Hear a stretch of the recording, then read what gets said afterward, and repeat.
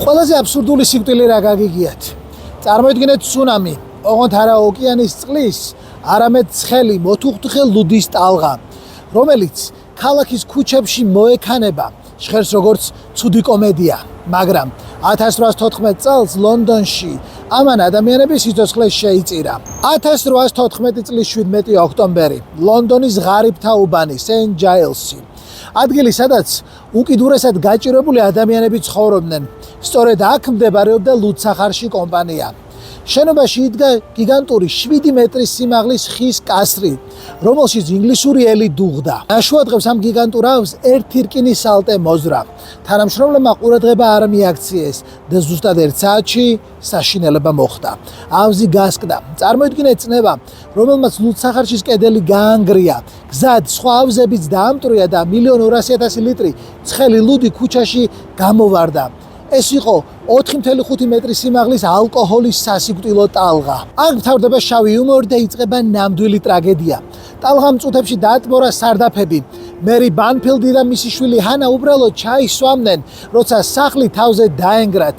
მეორე სარდაფში კიდევ უფრო მძიმე სურათი იყო. ირლანდიური ოჯახი წინა დღით გარდაცვლილ 2 წლის ბავშვს გლოვობდა. ლუდის ტალღამ პანაშვიდზე მყოფი 4-ვე ჭირისუფალი დაახრჩო. აბის შემონგრეულმა კედელმა თინეიჯერი ბარმენი გოგონა ელეონორ კუპერი შეიწირა. ჯამში 8 ადამიანი დაიღუპა. სანამ მაშველები გვამებს ეძებდნენ, ასობით ადამიანმა ქუჩაში ჩამოღრილი უფასო ლუდისმა დაიწყო. პირდაპირ მიწიდან, გუბეებიდან ცოტა ხანში მე-9 ადამიანი დაიღუპა. ამჯერად ალკოჰოლური ინტოქსიკაციით. უფრო მეტიც, ზოგიერთმა ჭირისუფალმა ტრაგედიამდე უფრო ადრე დაღუპული ნათესავის გვამები გამოფინა და კომპენსაცია მოითხოვა. და როგორ დასრულდა ეს ყველაფერი? სასამართლომ ლუდსახარში გაამართლა. მათ ეს ტრაგედია ღვთისნებად გამოაცხადეს. პასუხისგებლობა არავის დაკისრებია. მეტიც, კომპანიას მთავრობამ გადასახადებიც დაუბრუნა. გაკოტრებისაგან გადასარჩენად და კომპენსაციაც მიცა. ღარიბ დაღუპულებს არაფერი. ტრაგედიის შემდეგ, როგორც ადგილობრივები იხსენებდნენ, ქუჩებში ლუდისუნე კიდევ თვეები იდგა.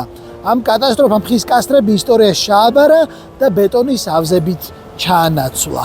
და თქვენ რას ფიქრობთ? დღეს რომ მსგავსი რამ მოხდეს, დიდი კორპორაციები ისევე ასე მარტივად გამოძრობიან?